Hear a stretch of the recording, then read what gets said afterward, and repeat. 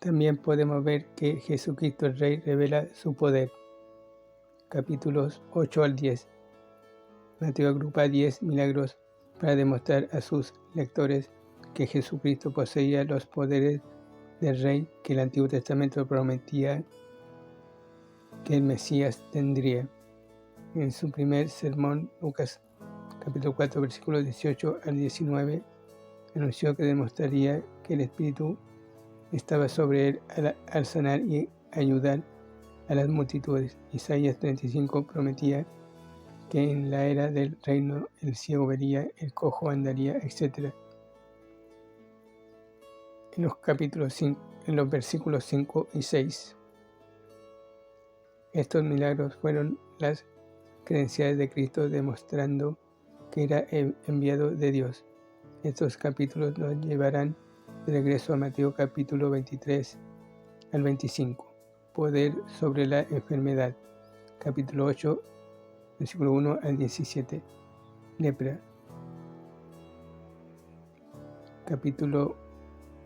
Versículo 1 al 4.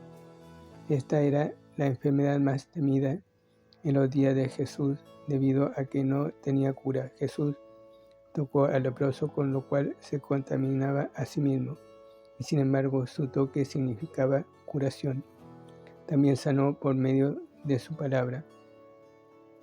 Sé limpio. Versículo 3. Levítico 13 describe las pruebas que debía realizar el sacerdote en cuanto a la lepra. Muestra cómo la lepra es un cuadro del pecado, yace más profundo que la piel. Levíticos capítulo 3, versículo 3. Se extiende. Versículo 7. Contamina. Capítulos 13, 44 y 45. A ira de Dios y del hombre. Versículo 46.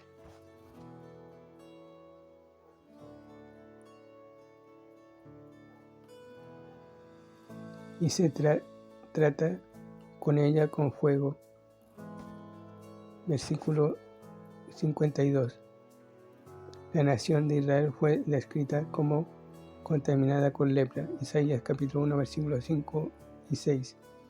Levítico 14 describe la ceremonia que el leproso sanado debía atravesar cuando se le declaraba limpio.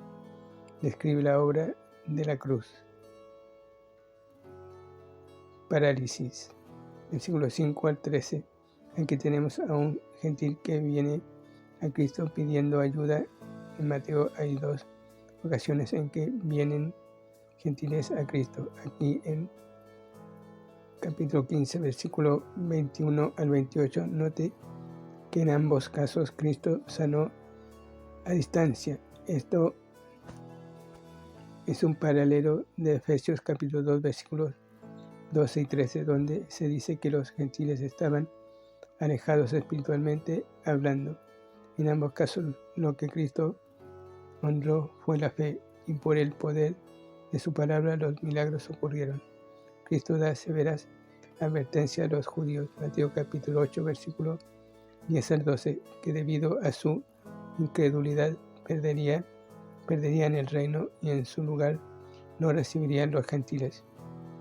Fiebre, capítulo 14 al 17. Pasamos de una enfermedad terrible, la lepra, a una dolencia común, una fiebre, y sin embargo Cristo tiene poder sobre ambas. Pedro era casado. También capítulo 9, versículo 5. Y su suegra tal vez vivía junto a ellos. Después que Jesús sanó a la suegra de Pedro, ella sirvió a Cristo, lo cual muestra cuán completa fue la curación y cuán agradecida estaba por lo que Él había hecho. Nosotros debemos hacer lo mismo. 1 Corintios capítulo 9, versículo 5. Y su suegra tal vez vivía junto a ellos. Después que Jesús sanó a la suegra de Pedro, ella sirvió a Cristo, lo cual muestra cuán completa fue la curación y cuán agradecida estaba por lo que Él había hecho. Nosotros debemos hacer lo mismo. Note que Mateo cita a Isaías 53, versículo 4, para dar prueba de las Escrituras de que el ministerio del ministerio de Cristo. Algunos intérpretes toman este pasaje como dando a entender que hay salud en la expiación, y que la muerte de Cristo nos da el privilegio de la sanidad física hoy. Pero nótese que Mateo no se refiere a la muerte de Cristo, sino a su vida.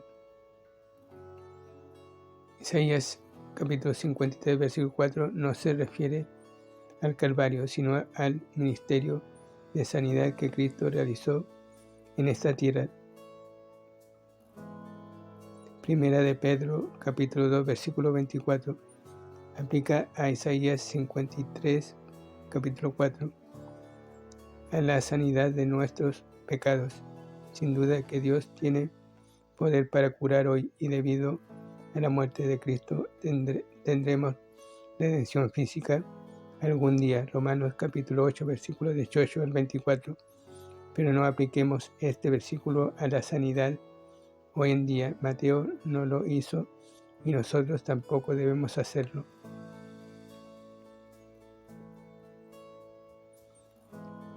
Poder sobre la naturaleza. Capítulo 8, versículos 18 al 25. En lugar de seguirle la corriente a las multitudes, Jesús se alejó de ellas. Cuán diferente de algunas celebridades cristianas de hoy que apelan a la multitud y aman la alabanza de la gente.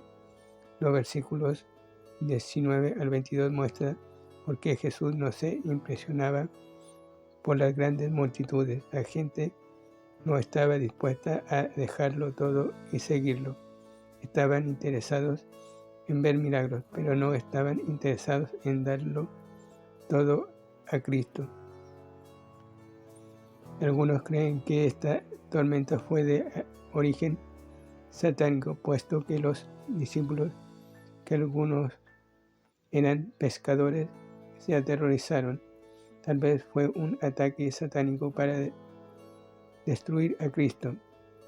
Sabemos que las tormentas repentinas son comunes en el mar de Galilea. Vemos la paz que Cristo mostró, capaz de dormir en medio de una peligrosa tempestad. Esta es la paz que podemos tener cuando sabemos que estamos en el centro de la voluntad de Dios. De nuevo, por su palabra, Él controla el viento y el mar, y hay calma inmediata. Pasamos de una tempestad tan grande, versículo 24, a una gran bonanza, versículo 26, debido al gran Salvador. Cuán agradecidos debemos estar porque Cristo calma las tempestades de la vida. Salmos 107, versos 23 al 31. Poder sobre Satanás. Versículo 8, capítulo 28 al 34. Cristo se enfrenta de nuevo a su enemigo, esta vez en una tumba. ¿Qué ilustración es esta? De Efesios capítulo 2, versículo 1 al 3. Vemos a la muerte, la naturaleza, la posesión satánica, la inmundicia de la carne y una terrible exhibición de enemistad contra Dios. En tanto que Mateo habla de dos hombres, los demás evangelios hablan de uno, tal vez del que era más prominente. Mateo no contradice a Marcos y a Lucas, suplementa su relato. Debemos admitir la realidad de los poderes demoníacos en nuestro mundo hoy. Efesios capítulo 6, versículo 12. Y el deseo de Satanás de destruir cuerpos humanos y condenar sus almas al infierno. El temor de los demonios de que Cristo los atormente antes de tiempo. Versículo 29 indica que hay un juicio futuro para Satanás y sus ejércitos. Los demonios necesitan tener un cuerpo para hacer su obra en este mundo, así como el espíritu necesita del cuerpo humano. Romanos capítulo 12, versículo 1 al 2. Este es el por qué los demonios le rogaron que lo dejara entrar en los cerdos. A los ojos de Satanás, un cerdo es tan bueno como el hombre. Véase donde terminó el hijo pródigo con los cerdos. Lucas capítulo 15, versículos 15 al 16. Los demonios deben obedecer la palabra de Dios y esta única palabra los expulsó del hombre. Los cerdos perecieron debido a que Satanás es homicida. Juan capítulo 8, versículo 44. Esto es lo que los demonios hubieran hecho con el hombre sin Cristo. Sin Cristo. No hubiera intervenido en su amor y gracia.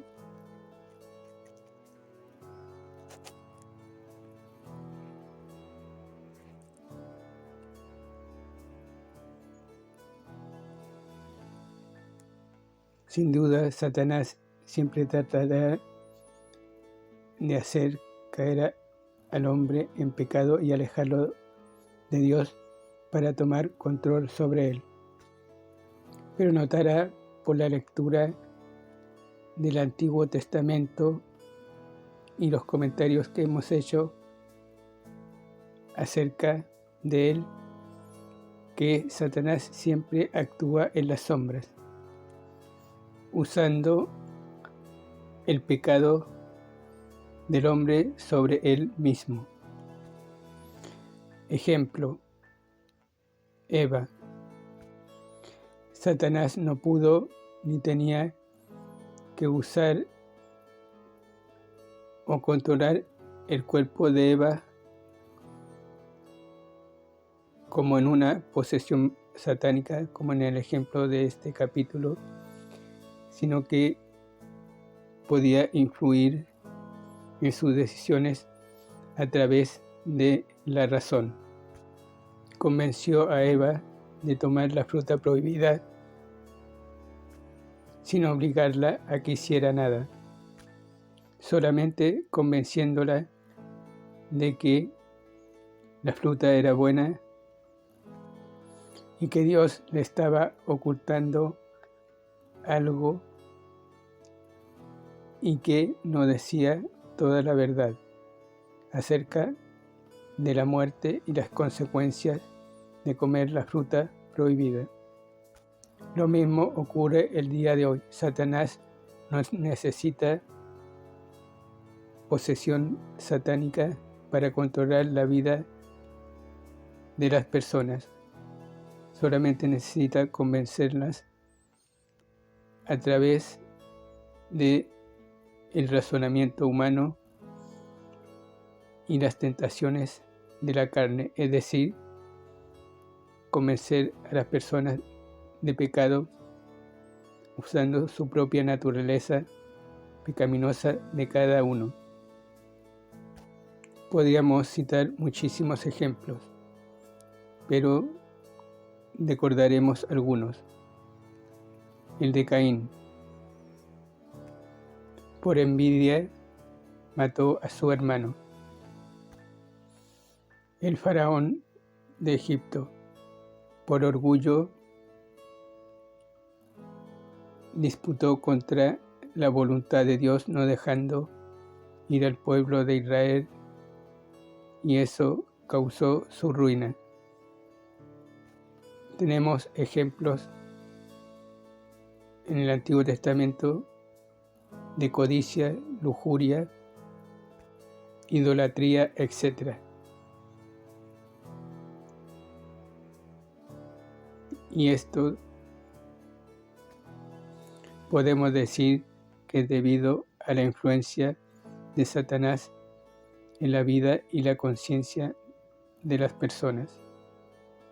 Satanás no necesita controlar el cuerpo de las personas para controlar sus actos y decisiones a través de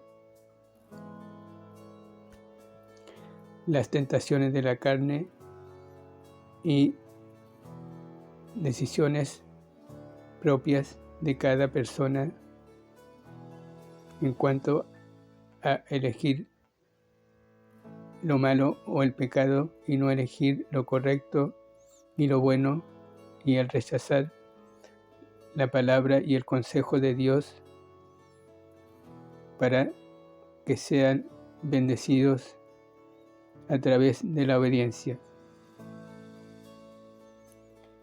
Lo único que necesita Satanás para controlar las vidas es que cada persona decida controlar su propia vida, como lo logró con Eva. Y Eva, a su vez, controló la decisión de Adán al darle la fruta prohibida. Esto lo vamos a ver y tratar de explicar nuevamente en Efesios capítulo 6, versículo 12 en adelante. Controlar su propia vida y rechazar la autoridad y la voluntad de Dios, como hizo con Eva. Y Eva, a su vez, controló la decisión de Adán al darle la fruta prohibida.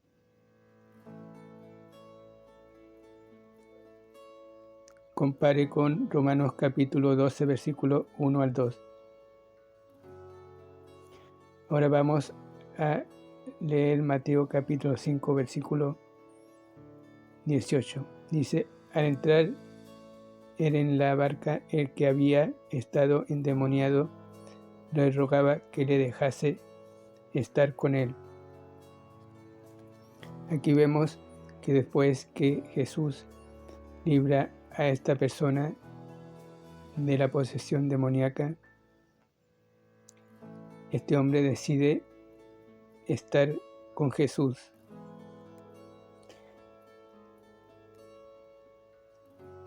Ese es la consecuencia de la fe cristiana, el deseo de estar con nuestro Señor y Salvador y no rendirnos a la voluntad de Satanás y al pecado y sus tentaciones. También vemos que los demonios le rogaron que le dejase entrar en los cerdos. A los ojos de Satanás un cerdo es tan bueno como el hombre. Véase dónde terminó el hijo pródigo con los cerdos. Lucas capítulo 15, versículo 5 al 6. Los demonios son seres impuros. Por lo tanto, necesitan o desean cuerpos impuros, como los de un pecador inconverso o un cerdo. Por eso es que los demonios rogaron a Jesús que le dejase entrar a los cerdos.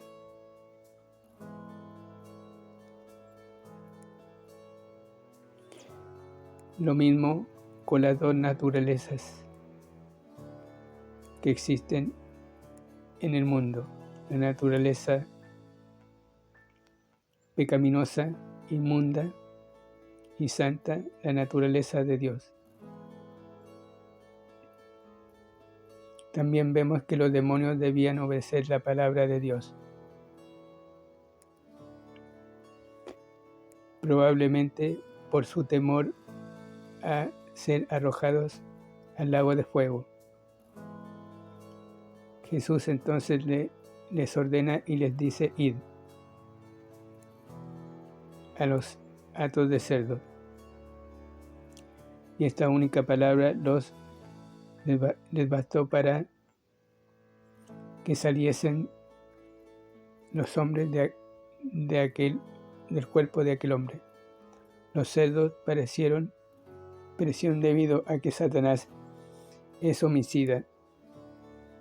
Juan capítulo 8, versículo 44. Esto es lo que los demonios hubieran hecho con el hombre si Cristo no hubiera intervenido con su amor y gracia. Jesús estuvo dispuesto a atravesar la tormenta para salvar de Satanás a estos hombres.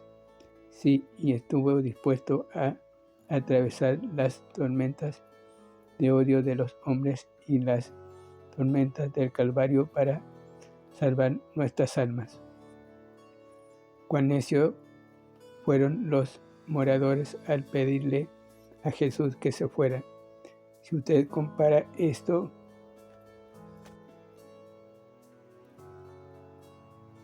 con los evangelios de Lucas y Marcos, descubrirá que hubo 3 ruegos en esta tumba. Los demonios le rogaron que les permitiera entrar en los cerdos. Uno de los hombres sanados le rogó a Jesús que le dejase seguirlo, y los ciudadanos le rogaron a Jesús que se fuera de sus contornos.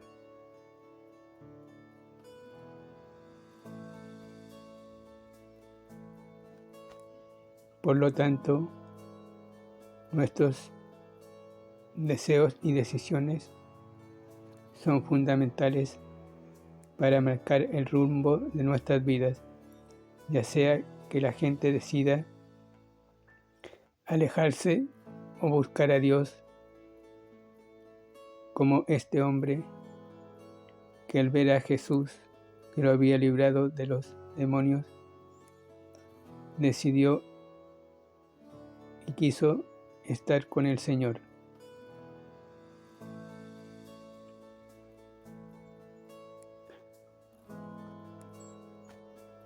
En la actualidad podemos decir que los poderes demoníacos obran en forma diferente a aquellos cuando el Señor estaba en la tierra.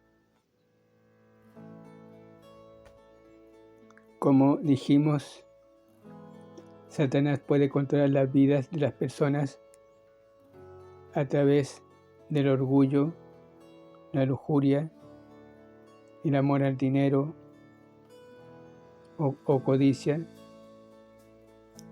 la idolatría, etc. Pero aquí vemos que solo Cristo puede librar a los cautivos y darles libertad sobre el pecado y la condenación del pecado.